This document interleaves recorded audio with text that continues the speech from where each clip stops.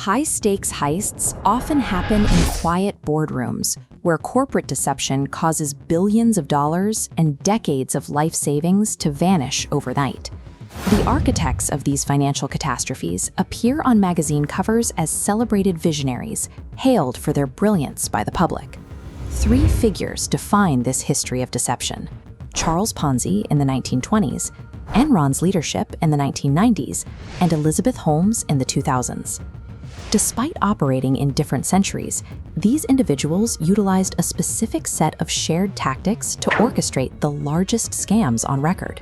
Stealing billions in plain sight requires a promise of massive wealth wrapped in an aura of total legitimacy.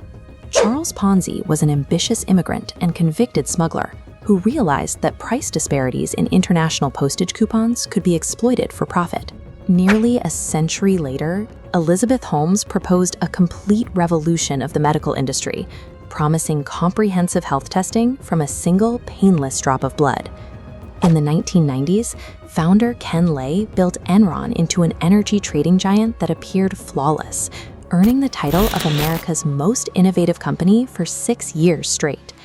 Each of these operations built a shield of credibility by recruiting wealthy, prominent investors and high-ranking government officials to their boards.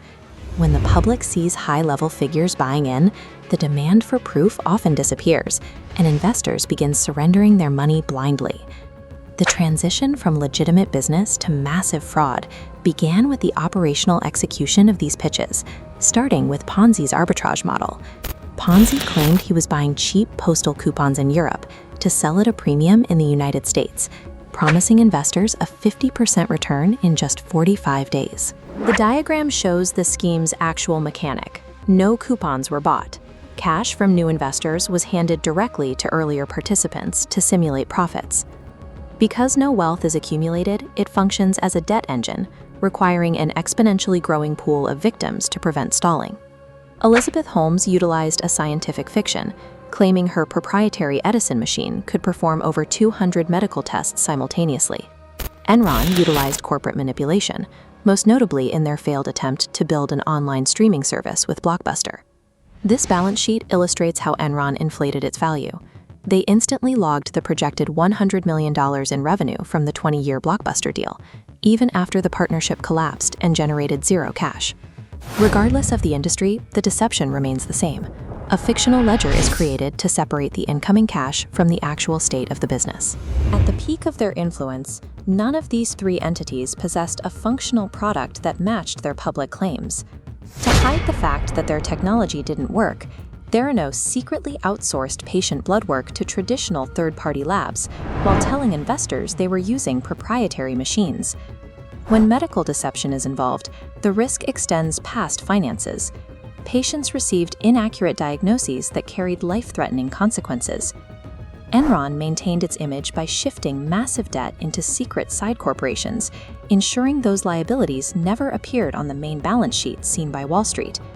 These entities transform into active criminal operations, committing new frauds daily to survive. The narrative eventually shifted from celebratory press coverage to skeptical investigation. A Boston newspaper analyzed Ponzi's claims and proved he was insolvent, triggering a bank run that his empty accounts could not survive. At Theranos, an internal whistleblower partnered with the Wall Street Journal to reveal that the company's celebrated technology was non-existent. Independent analysts eventually looked past Enron's paid auditors, uncovered the hidden debt, and ended investor confidence in a matter of months. When independent scrutiny finally demands hard evidence, the trust holding these multi-billion-dollar illusions together evaporates. While the perpetrators faced prison sentences and fines, the financial state of their victims was often beyond recovery. The Enron bankruptcy left 20,000 employees without jobs, life savings, or the retirement funds they had built by investing in company stock. Ponzi left tens of thousands in debt. Holmes spent nearly $1 billion in venture capital on a lie, and Enron became one of the largest corporate bankruptcies in American history. Regulators rewrite the rules, and perpetrators are convicted, but the desire to believe in miracles remains. Somewhere right now, the next historic scam is being pitched.